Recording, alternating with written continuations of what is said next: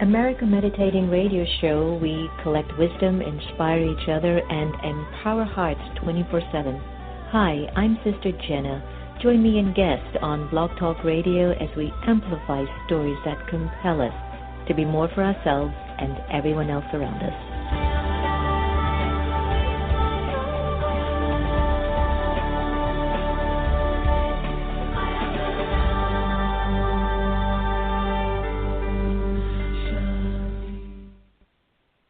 Do you like to meditate? Have you tried to meditate? Have you struggled with meditation?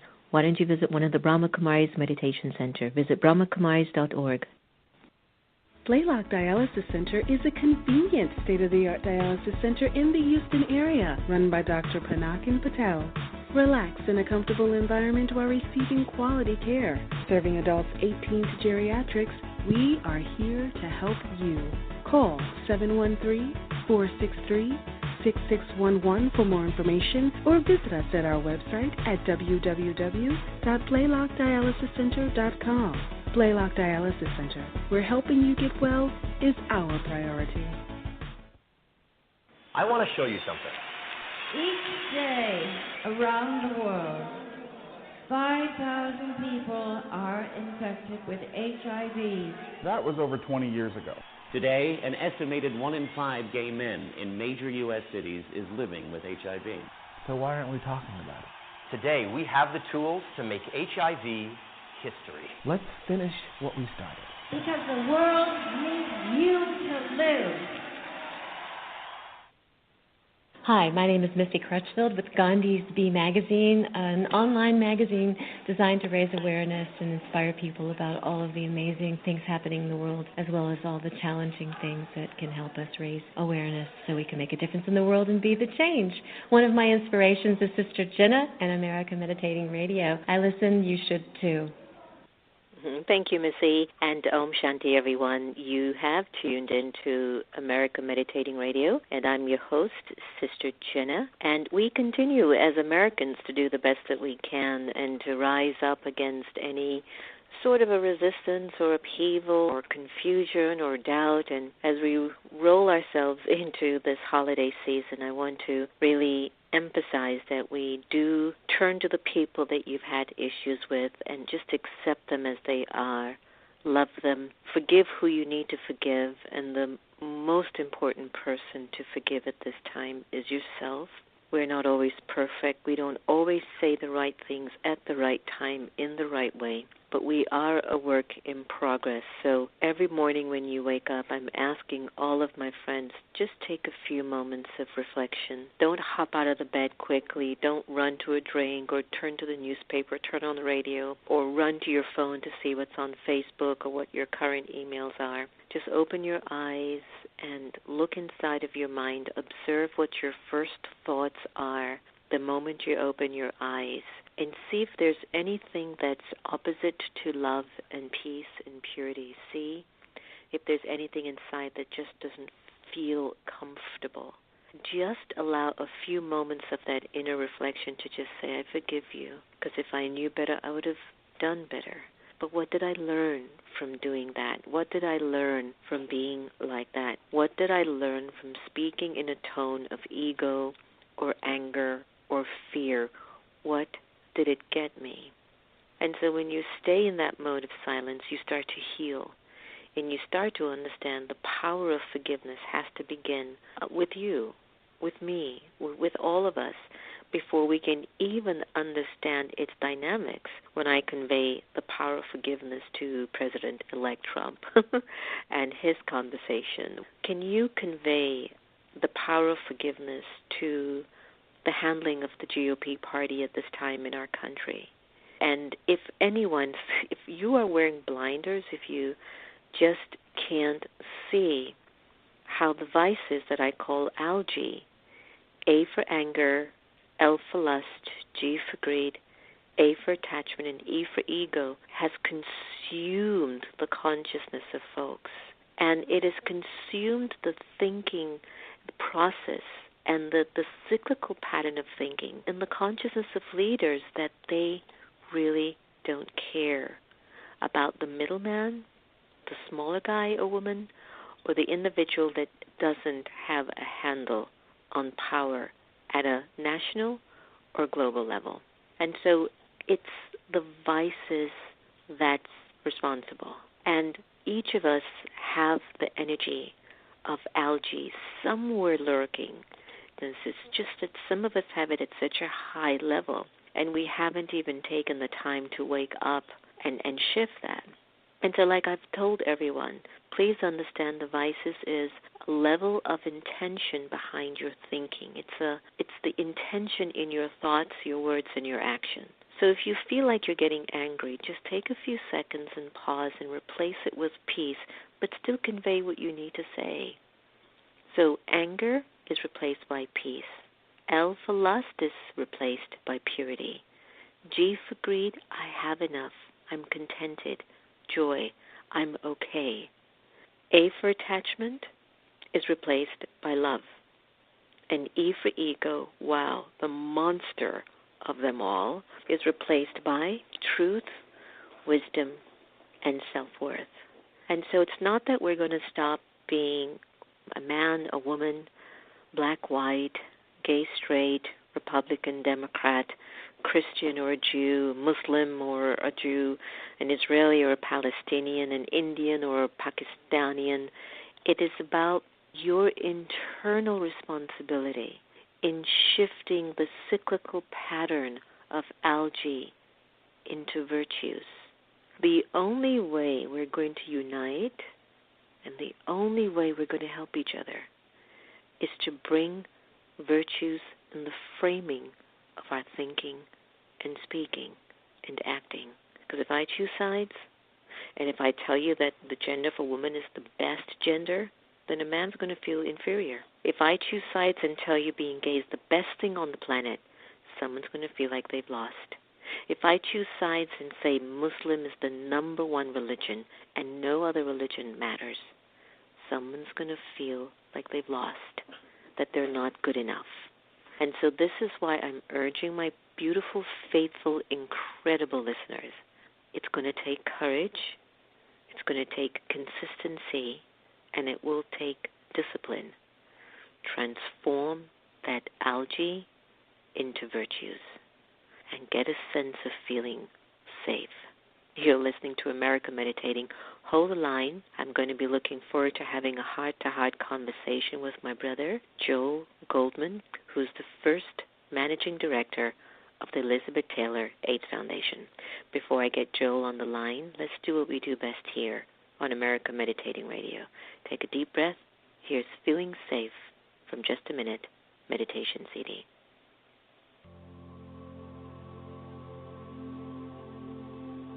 Feeling safe. Taking just a minute. Like a tortoise, I move into the safety of my inner world and experience a world free from distractions. I feel secure, protected, knowing that I am true to myself. I experience my true value, independent of the influence of others. I now gently step back into my surroundings.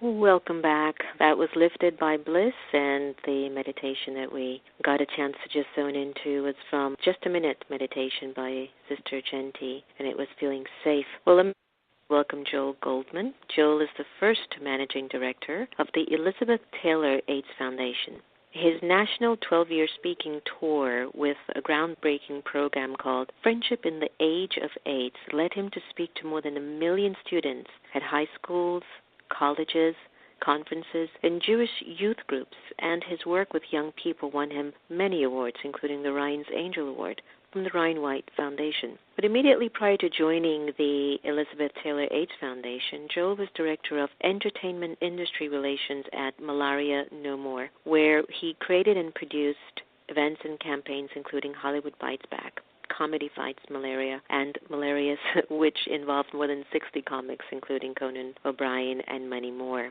But over the years, he has led many fundraising campaigns, and I was fortunate to attend one at Whoopi Goldberg, where he really did a great campaign fundraising for the foundation.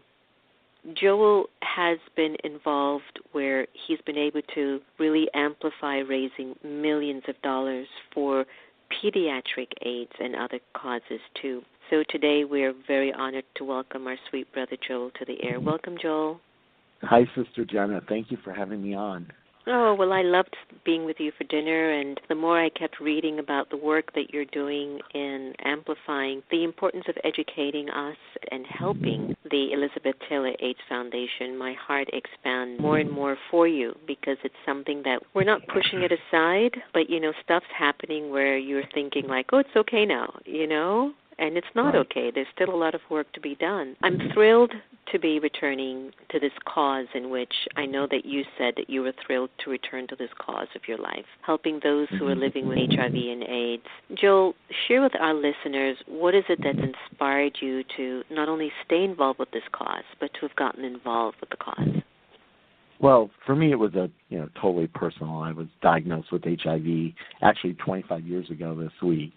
And they had told me I had 2 or 3 years to live. And so, as you mentioned, I ended up on a 12-year speaking tour because originally I wanted to just educate young people that this could happen to them just like it happened to me. I was just out of college and, I was living a very typical lifestyle of, and I wanted to just share how this can happen to anybody, and it didn't matter what religion you were from, what sexual orientation, what, anything. And so it became a personal tour for me and a personal quest, and then, by the grace of God and the medications that came, here I am 25 years later, and, I've wanted to take, I feel very blessed that I look at it as I got 23 bonus years that I wasn't supposed to get, and so I want to make each one count. And I thought the best thing for me personally would be to return to this cause and take everything I've learned in my career path and infuse it into HIV and AIDS right now, because there's it's kind of been, as you said, it's kind of fallen off the radar of a top of mind conversation. And the truth of the matter is that, especially here in the United States, we haven't seen a decrease in new infections in over 2 decades. And UNAIDS 2 years ago released a report that said 80% of the world's HIV cases are in 20 countries around the world. And the U.S. is number 9 on that list, surrounded by African nations and India. So, we're the only westernized country on that list of top 20. And it just makes, and I think, and we have all the tools here. In fact, we invent many of the interventions that exist in the world today. And then they go off into the world and they help other countries from spreading it. And here we just seem to ignore the fact that this isn't something that's gone away. It's, in fact, the other end of the spectrum. Dimension. Joel, isn't it interesting how when it becomes personal, we tend to find ourselves extremely activated? I mean, since November, we have been dealing with a lot of personal issues as citizens of America. And now you're seeing just this uprising in the country. It's personal. So sometimes it always strikes, why is it that I have to go through such hardship it's just interesting how we're getting activated because things are hitting us now at a very, very personal level. And I know that AIDS becomes a very, very personal experience because we are confronting our mortality. And I don't know if even America feels it is approaching its mortality, why everyone seems to be having this sense of anxiety in the country. Now, this starting December 1st, it's World AIDS Day, which got started in 1988.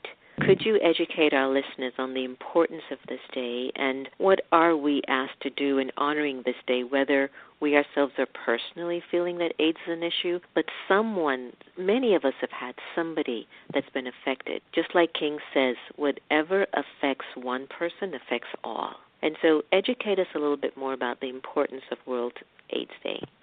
Yeah, World AIDS, there are a lot of days out there.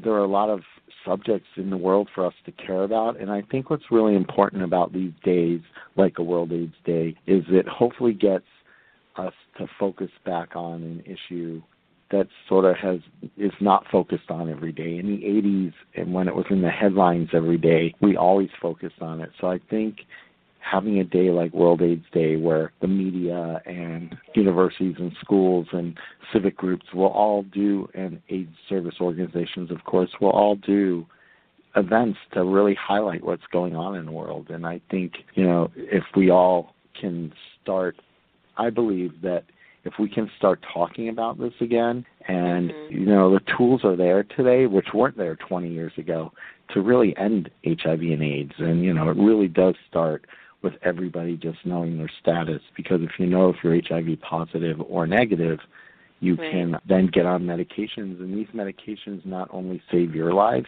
that's why I'm here 25 years later when I shouldn't be, but they also prevent, if you reach viral suppression, which means you've pushed enough of the virus back in your body, you can't even, it's nearly impossible to transmit it to other people. So that's the other way we can stop the spread of this is by everybody just knowing their status and getting on medication. I hope World AIDS Day this year, there's a big focus. Is there any major event or major portal that we could turn to participate in this specific month of December, which is, I think, honoring World AIDS Day and pushing more out there the narrative of how we can be more of service in this area? I really would recommend for people, and, there's not really one national kind of portal or event, but I would say in every city in America, the AIDS service organizations are going to be having some sort of event in people's local cities, and I think getting involved locally and on the grassroots level and learning how HIV and AIDS is affecting your community is really one of the best ways. I think it's AIDS.gov. is a good place for people to go to find out who works in their communities and be able to understand what organizations are there locally. Okay, beautiful. Okay, what are the biggest barriers that are preventing many of us seeing an end to new HIV diagnosis and AIDS-related deaths? I mean, look at Magic Johnson, just like you. I mean, you guys have now, inherited many, many more years of existence, which is great. Right. So are there still barriers around us really understanding, that there are even new diagnoses coming up, and how are we supposed to learn more about it? Yeah, I think some of the barriers I think the biggest barrier is stigma. There seems to be a lot more stigma even with the disease than I would say how I felt in the 90s living with it. I think a big part of that is people don't express themselves and talk about it. There's a fear of people are afraid, again, that they might, and, especially as you were mentioning what's happening in the current world, people are afraid of, sharing their diagnosis with their friends. And so people don't think they know anybody with HIV and AIDS today, and I think that stigma that's associated is also preventing people from getting HIV tests and getting on the medications that can, save their life and also help them to stop spreading the disease if they have it. So to me, it really boils down to us being able to have dialogues again and talk about it, and for people to be, to not let this issue be pushed down, because the more there's stigma, I think, the more HIV we're going to see. in this country. Knowledge is power. Let's talk a little bit about the Elizabeth Taylor AIDS Foundation. I'm sure your work continues, Ms. Taylor's legacy, and it's helping individuals with HIV and AIDS. It's got to be a huge responsibility for you. So how does the foundation actually continue the work that she started? And what would you say are some of the key interventions and programs that the foundation is supporting today?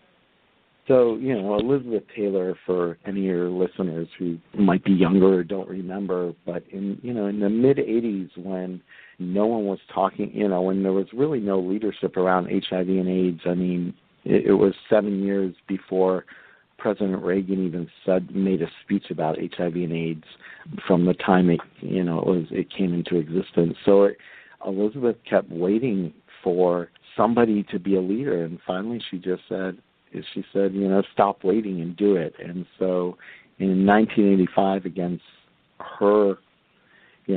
advice given to her by publicists and studio heads and managers and agents that this would kill her career if she took this on and stepped out front with it, she still did. And because she thought someone had to take a stand and someone had to bring attention to this. And she really put everything on the line to step out for this. And then, she co-founded AMFAR, which provides, which has done the research and provides medication for those of us who are living with it, and also other kinds of medication that will hopefully lead to research that will lead to a vaccine someday through AMFAR. And then in 1991, when she saw people were living longer because of these medications, she wanted to do something personally for HIV and AIDS, and she started the Elizabeth Taylor AIDS Foundation, which kind of a cute story is that she actually, the seed money came from her selling her wedding photos to Larry Fortinsky to People magazine, and she took that first $1 million and she opened up her foundation with it. And she always wanted to just be a place where the focus was on caring for the people who this was affecting. And so we still move forward. We move forward in the kind of key tent poles that she put out for us, and that was to care for people, making sure they had housing, food, support, to be in front with prevention and make sure that we have comprehensive sexual health education, that syringe exchange for those who use intravenous drugs is available. And the last thing that she really did in her life was advocacy, which we continue today. And I'm very blessed that many of her family and friends, and I know you met Quinn, her grandson, at Whoopi Goldberg's house, and Whoopi Goldberg herself are ambassadors for us. And they're all people who knew Elizabeth, and they help us carry on her legacy.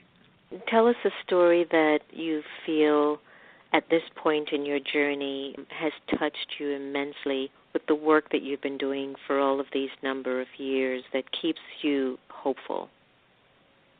It's seen one of the other things, the Elizabeth Taylor AIDS Foundation, we focus 60% in the U.S. and 40% internationally.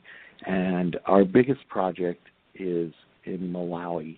Elizabeth, 8 years ago, realized that access to health care was really one of the biggest barriers in ending HIV and AIDS. And so she picked one of the most highest HIV hotspots in Africa, and one of the places that was the most rural, the farthest, people were walking a day just to get to a clinic that may or may not be open.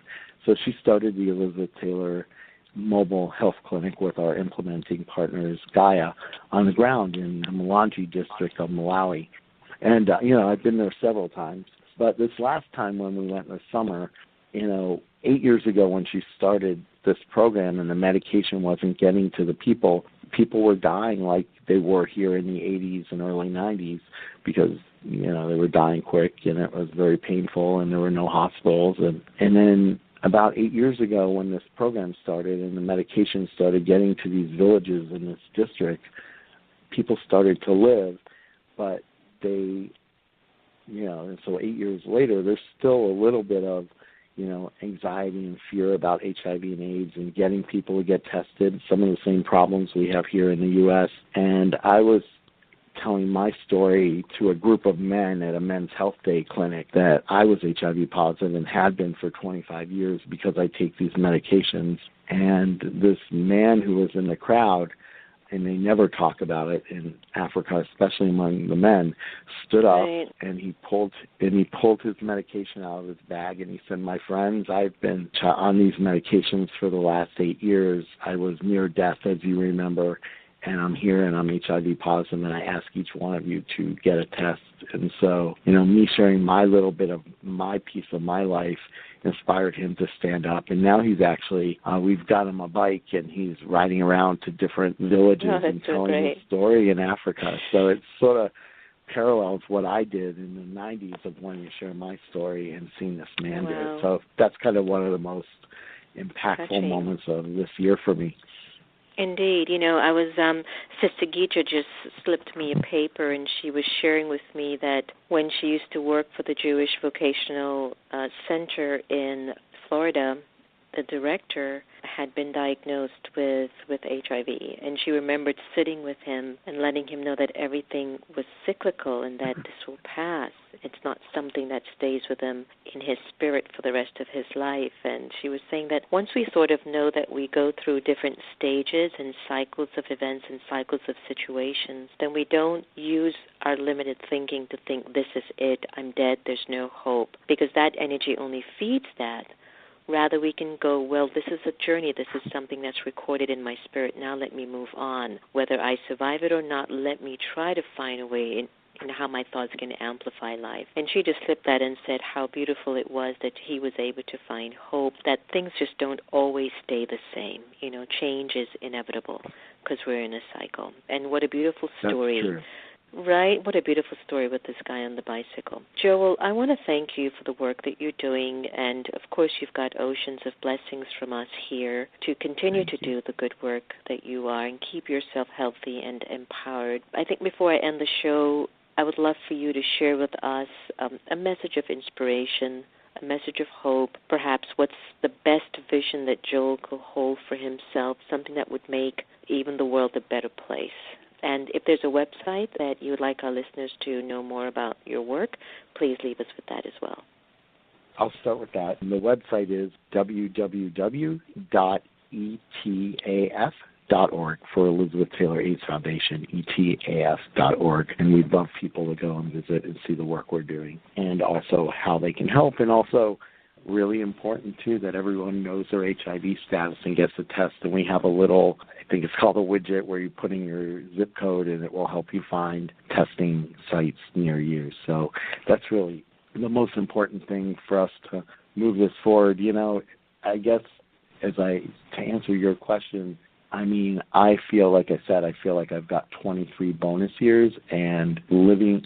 I don't encourage people to go out there and get something that makes you face your mortality. I would say in some ways HIV is the best gift I ever got, the way I live my life because of it, the path and the journey I've been on because of it.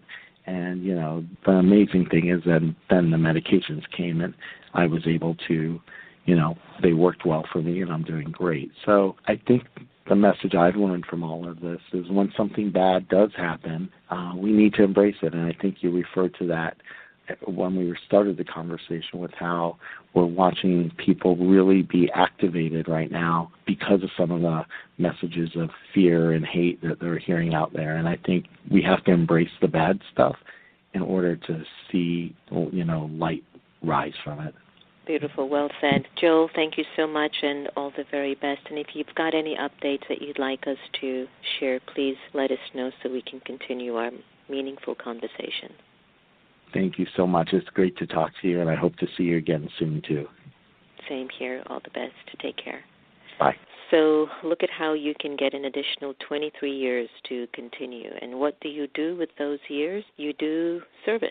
You amplify your quality of existence, and you don't live life as if it didn't mean anything to you. You get active. You get involved. You educate. You amplify. You inspire. And even though there are outs, ups and downs, the good days and the not so good days, it is still all a part of the fact that you got an extra few years. You got some extra minutes. you've gotten some extra seconds. And so what are you going to do with them? So for more information, just go to www.etaf.org or go to the Elizabeth Taylor AIDS Foundation.org. It's the holiday season. Please, as I mentioned earlier on in the air, please turn to the folks that you've got issues with, forgive them, appreciate them, love them anyway. First, start with yourself. Learn how to be able to embrace and accept who and where you are in your journey, knowing that there'll always be room for change. And please, America, keep the calm. Keep the calm. I know it's a rough age, it's a rough time, but we've got what it takes to be able to rise up because we are known to be a nation of resilience. Right? Okay, so we're going to play Gratitude from Kristen Hoffman. And remember, no one can take away your happiness unless you give them permission, and we are here to love each other the same. So let's keep adding some love and gratitude to the atmosphere. Take care.